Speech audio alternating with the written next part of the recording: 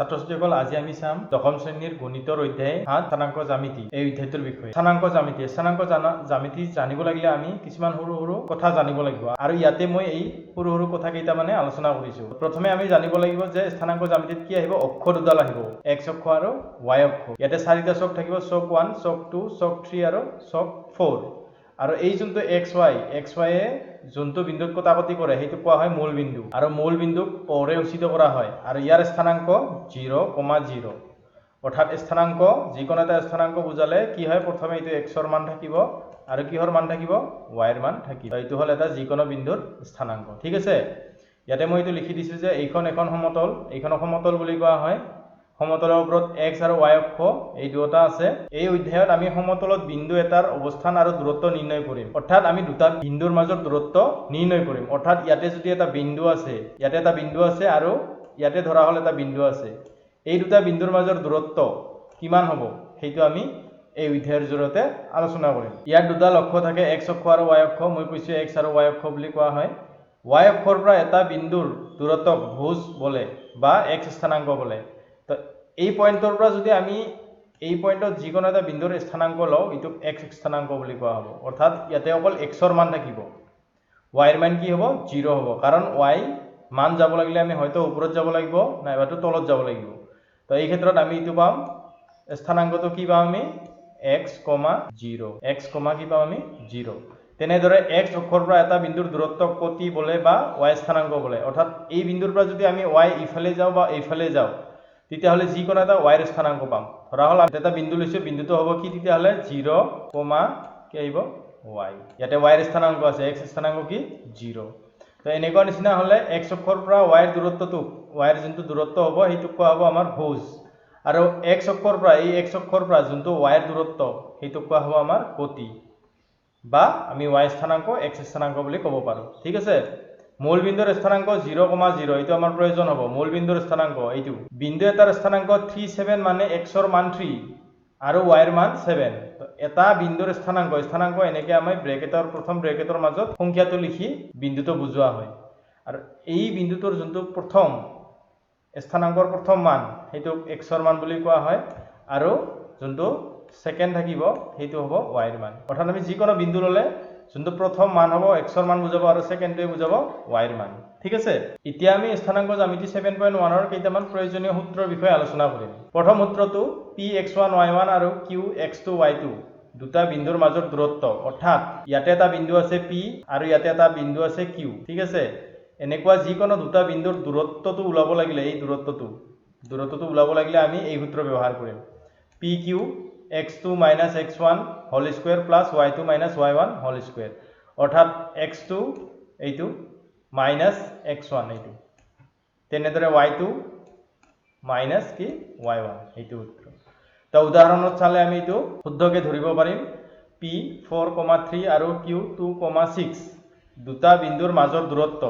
অৰ্থাৎ p আৰু q বিন্দু দুটাৰ মাজৰ দূৰত্ব, এইটো p আৰু q, ইহঁতৰ স্থানাংক দিয়া আছে 4, 3 আৰু q দিয়া আছে 2,6। এতিয়া আমি এই বিন্দু দুটাৰ মাজত কিমান দূৰত্ব এইটো ওলাব লাগে, তেতিয়াহ'লে কি কৰিম, আমি এই সূত্ৰটোত বহাই দিম। ঠিক আছে, তো এই যোনটো প্ৰথম বিন্দু হ'ব এইটো হ'ব x1, এইটো হ'ব y1, আৰু এইটো x2 আৰু কি হ'ব y। এতিয়া pq সূত্ৰ মতে কি হয়, x2 মানে কি আহিব, x2 মানে এইটো বুজাব, এইটো x2 মানে 2 মাইনাছ কি আহিল, x1 মানে কি 4 square plus y2 minus y2 মানে কিমান 6 মাইনাছ y1 মানে কিমান 3 হোল স্কুৱেৰ ইকুৱেল কি পাম আমি, root -2 whole square plus 3 square, অৰ্থাৎ -4 আৰু +2। তাৰ মানে কি কৰিম আমি, এটা যদি মাইনাছ থাকে এটা প্লাছ থাকে, তেতিয়াহ'লে যোনটো ডাঙৰ আছে ডাঙৰটোৰ পৰা সৰুটো মাইনাছ কৰিম, তাৰপিছত ডাঙৰটোৰ আগত যি চিন থাকে সেইটো চিন দিম। সেইবাবে আমাৰ ইয়াতে কি আছে -2, কাৰণ 4টো ডাঙৰ 2টো সৰু, কিন্তু 4ৰ পৰা 2 মাইনাছ হৈছে, মাইনাছ হোৱাৰ পিছত 2 পাইছোঁ, সেইটোৰ আগত কি আহিছে আমাৰ মাইনাছ চিন আহিছে, তো স্কুৱেৰ 6 - 3, যিহেতু 6টো ডাঙৰ ইয়াতে, সেইকাৰণে কি থাকিল 3 থাকিল, পজিটিভ থাকিল, প্লাছ থাকিল, আৰু কি থাকিল স্কুৱেৰ। তো 2 স্কুৱেৰ মানে 2 × 2 অৰ্থাৎ 4, 3 স্কুৱেৰ মানে 3 × 3 9, অৰ্থাৎ আমি কি পালোঁ √13। অৰ্থাৎ ইয়াৰ আৰু অৰ্থাৎ পি আৰু কিউ বিন্দু দুটাৰ মাজত দূৰত্ব কিমান পালো আমি ৰুট 30 এতিয়া 2 নম্বৰ সূত্ৰটো লৈ আহো মূল বিন্দু অ 0,0 আৰু পি এক্স ৱাই বিন্দু দুটাৰ মাজৰ দূৰত্ব অৰ্থাৎ ইটো যদি মূল বিন্দু হয় অ আৰু ইটো যিকোনো এটা বিন্দুৰ দূৰত্ব পি ঠিক আছে এই দুটাৰ মাজৰ দূৰত্ব অৰ্থাৎ মূল বিন্দুৰ আমাৰ স্থানাংক 0, কি 0 আৰু এটা বিন্দু লৈছে আমি পি এক্স ৱাই ঠিক আছে এক্স ৱাই এক্স, ৱাই তেতিয়াহ'লে ইহঁতৰ মাজৰ দূৰত্ব কি হ'ব O P x square plus y square অৰ্থাৎ এই যোনটো বিন্দু থাকিব সেইটো আমি স্কুৱেৰ কৰি যোগ কৰিব লাগিব আৰু আমাৰ ৰুটটো থাকিব এতিয়া সূত্ৰমতে মূল বিন্দু অ 0,0 আৰু কিউ 26 এইটো বিন্দু যদি 26 লওঁ আমি দুটা বিন্দুৰ মাজৰ দূৰত্ব অ পি মানে দূৰত্ব বুজাইছে বিন্দু দুটাৰ মাজত ৰুট কি ল'ব আমি এই বিন্দুটোৰ স্কুৱেৰ কৰিম 2 স্কুৱেৰ প্লাছ কি কৰিম 6 স্কুৱেৰ 2 স্কুৱেৰ মানে 2 × 2 4 6 স্কুৱেৰ মানে 36 6 × 6 ইকুৱেল প্লাছ কৰিলো 40 পালো তো এতিয়া আমি চাম যে ৰুটৰ বাহিৰত সংখ্যা কিবা ওলাব নেকি সেইটো চাম আমি তো কেনেকৈ চাম তো আমি 40 টো যদি আমি কি কৰো ভাঙি দিও সৰু সৰু সংখ্যাত ভাঙি দিও 2 3 এনেকুৱা তেতিয়াহ'লে আমি কি পাম 2 × 2 × 2 × 5 পাম ঠিক আছে বা 40 ক তোমালোকে হৰণ কৰিবা এনেকৈ যদি উলিয়াব খুজিছা তো 2 ৰে ডিভাইড কৰা 2 ৰে এনেকৈ ডিভাইড কৰা 2 × 20 কি 40 ঠিক আছে এনেকৈ তাৰপিছত আৰু 2 ৰে হৰণ কৰা এনেকৈ ছুটি নিয়মৰ হৰণ কৰি তোমালোকে এই সংখ্যা কেইটা পাবা সংখ্যাৰ পৰা যিহেতু দুটা জোৰা থাকিলে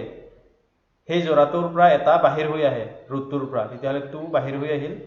ৰুট কি থাকিল এইটো যিহেতু অকলে আছে 2 আৰু 5 টো অকলে আছে তেতিয়াহ'লে এই দুটা পূৰণ কৰিব লাগিব পূৰণ কৰি আমি এনেকৈ বহাব লাগিব তো আমি কিমান পালো 2√10 7.1 যোনটো অনুসলনি আছে তাৰে গণিতখিনি আমি এই দুটা সূত্ৰৰ ওপৰতে ভিত্তি কৰি কৰিব লাগিব তো এতিয়া আমি অনুসলনি 7.1 ৰ প্ৰথম প্ৰশ্নটো ল'ম ইয়াৰে প্ৰথম প্ৰশ্নটোত দিয়া আছে তলৰ প্ৰতিজোৰ বিন্দুৰ মাজৰ দূৰত্ব নিৰ্ণয় কৰা অৰ্থাৎ দুটা বিন্দু দিয়া আছে সেই দুটা বিন্দুৰ মাজৰ দূৰত্ব উলিয়াব লাগে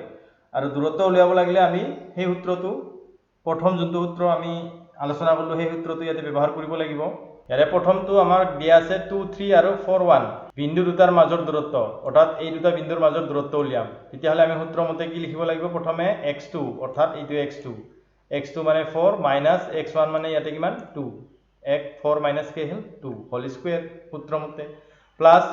y2 কি আছে 1 আছে 1 মাইনাছ কি y1 কিমান আছে 3 মাইনাছ 3 হোল স্কুৱেৰ তাৰ মানে কি পালো 4 মাইনাছ 2 2 স্কুৱেৰ তাৰ মানে 2 × 2 কি পাম 4